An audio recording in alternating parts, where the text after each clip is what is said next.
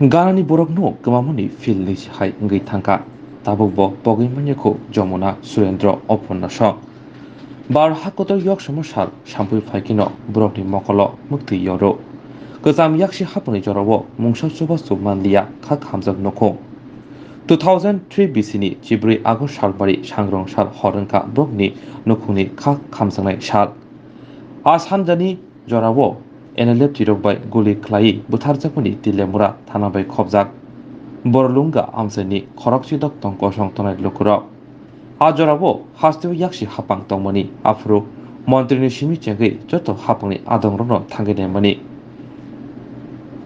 মাংসংনা বগি সিমি কিসা রাংনি চুবাসুরি জাখা আজরাবো ফিয়াবা ইয়াকসি হাপাং তংপ্রো আসক বেশি তংলাংখা মুংসা চুবাসুরি লিয়া আবহাইনা কক্সিল জামং তাবংনি রামনি জরাবো হাইনো হাই খা খামজাং নুখুনো রিনাই রিওহিনি সাউইতঙ্গো আমসেনি লোক আদংনি সিমি চেঙ্গै হাপাংনি তাংফাংর আবহাইনা কক্সিল জামং তৈবাবিসা বখা খোয়াই হাঙ্কর পরিষদনি জংজাক আদং রঞ্জিত সরকার সাকা বসকাংনি অসাম্মতানি সিকাং খরকসা খরকনি সেবক রিজাকনাই যমুনা সরকার প্রধানমন্ত্রী আবাস যোজনানি নক রিজাখা ওম রাজাকনি বাতা রিখা তেকুবুনি নখুনি বরংনব মধ্য কৃষ্ণপুর গ্রাম পঞ্চায়েতনি বখাক্তি হাপাংনি সেবসাব সগুই রিখা বসকানি সালব রিজাকনাই হিনি ককসাকা কিতা হইছিল ইনো গন্ডগোল হয়েছিল কি কেডা গন্ডগোল করছিল কেডা করছে এটা তো আমরা দেখছি না আজকাল আসছে গ্রুপন্ত্রীরা গুলিয়া গুলিয়া মারা লাগছে কতজন মারা গেছিল 16 জন তারা সরকারি সাহায্য টাহায্য পাইছেনি সরকারি সাহায্য আসমন্ত্রী কিছু পাইছে না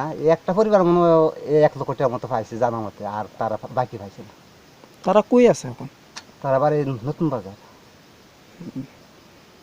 সরকারি কোনো সাহায্য টাহায্য পাইছে না না পাইছে না আচ্ছা ওই সময় তো সিপিএম এর সময়কাল ছিল সিপিএম আসলো তখন তো ওই মৃতদেহগুলি সৎকার করার জন্য মানে কিছু টাকাও দিছিল প্রশাসন থেকে মানে টাকা পাইছে না পাইছে কইতারি না কিন্তু পাইলে তো শুনতাম তারা ঠিক না পাইছে না না পাইছে না আচ্ছা মানে ওই চলে লোকটা ওই টাকাগুলি মানে নেতারা ইলুট করে খাইছে তা ইতেও কইতাম না কিন্তু তারা যখন পাইছে না অনেক টাকা আইছে না আইছে তারাই কইতার তো এখন এই এলাকাত কেউ থাকে না না এখানে থাকে না এখানে একটা বাড়ি সামনে আসলো তারাও প্রায় 16 জন লোক মারা গেছে কয়টা বাড়ি আসলো এখানে মোট একটা দুইটা তিনটা চারটা পাঁচটা বাড়ি আসলো 500টা বাড়ির মধ্যে আক্রান্ত হয়েছে আক্রান্ত হয়েছে এই বাড়ি তো গুলি খাইছে এই বাড়ি লোকটা মরছে না জীবিত অনেক বেশি কি নাম আপনার আমার নাম কৃষ্ণ বিশ্বাস আপনার পরিবারে কেউ হয়েছে নি কিছু না আমার পরিবার কি হয়েছে না আমার বাড়ি তো ওই সরাটা এই বাজার আসলো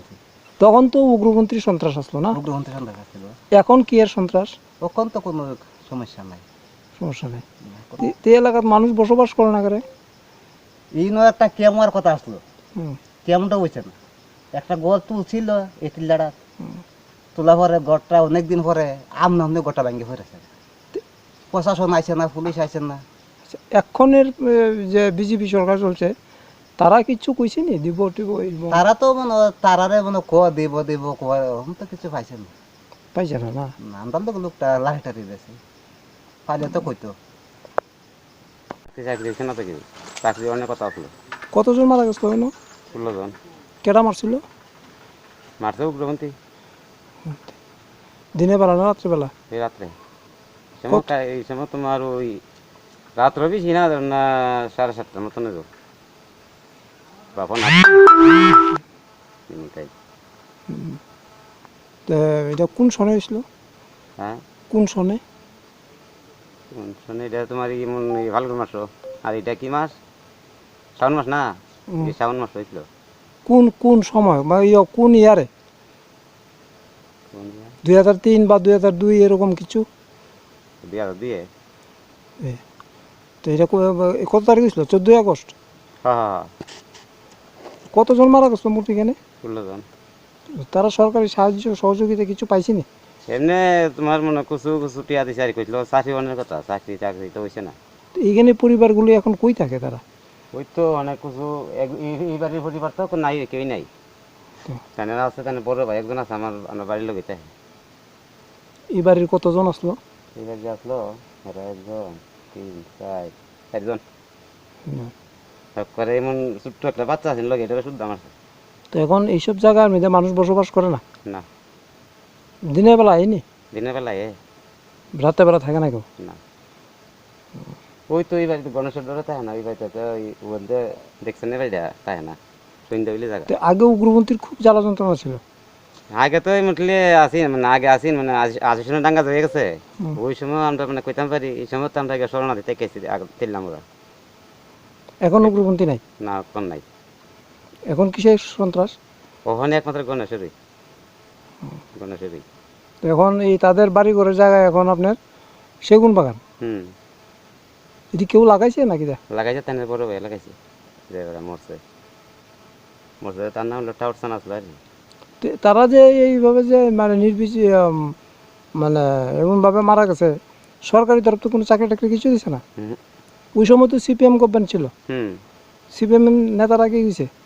2003 সালে 14 আগস্ট যে মহানমন্ত্রী একটা গঠন হয়েছে আমাদের এখানে উগ্রপন্থীর দ্বারা, তাদের সাহায্যার্থে আমরা যেমন যমুনা সরকার ওনার নামে আমরা একটা গড় দিয়েছি, প্রধানমন্ত্রী আবাস যোজনা গড় দিয়েছি, কিন্তু ওনার তো বয়স হয়ে গেছে, আমরা একটা ভাতা দিয়েছি ওনার ছেলের জন্য।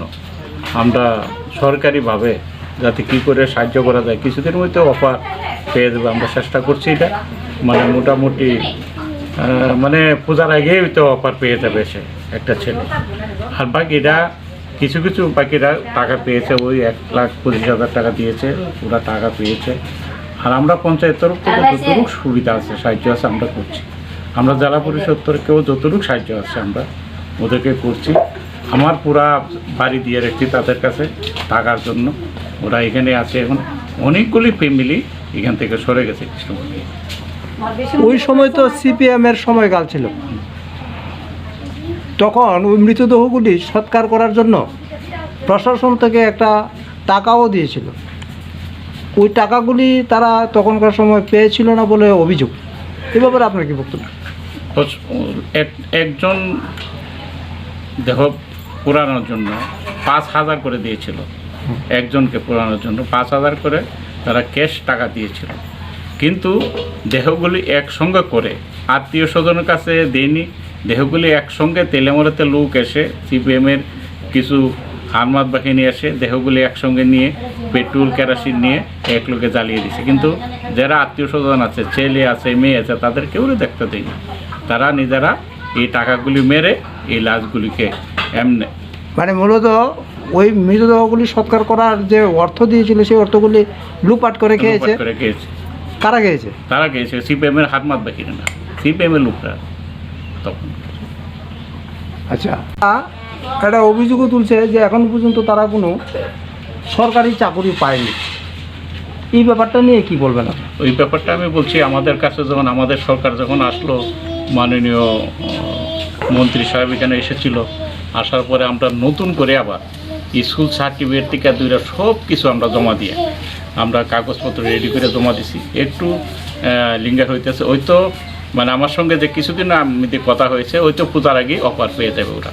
আমরা চেষ্টা করতেছি, প্রতিদিন আমার সঙ্গে যোগাযোগ আছে এবং প্রতিদিন আমরা চেষ্টা করতে পূজার আগে অফার ওরা পেয়ে যাবে। এখন ওই বড়লুঙ্গা এলাকাতে কোনো মানুষজন থাকে না? না, একজনও থাকে। আচ্ছা, এটার কি কারণ? বইয়ে থাকে না।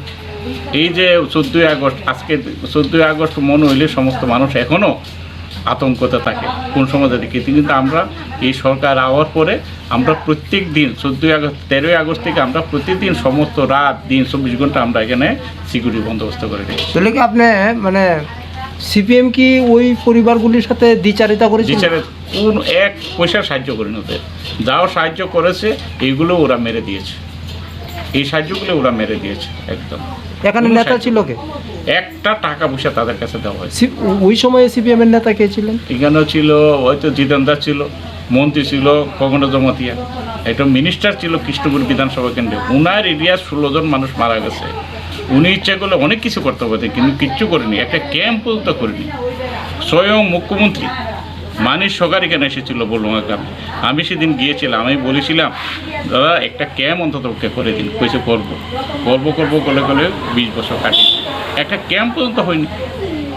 এই 16টা মানুষ মারা গেছে, কোনো সাহায্য পায়নি এই 16টা মানুষ। আমাদের সরকার, বিজেপি সরকার আওয়ার পরে আমরা কিছু কিছু করে তারা সাহায্য করতেছি এবং প্রসেসিং আমরা রেডি, কিছুদিন মধ্যে হয়তো অফার পেয়ে যাবে ওরা 2টা।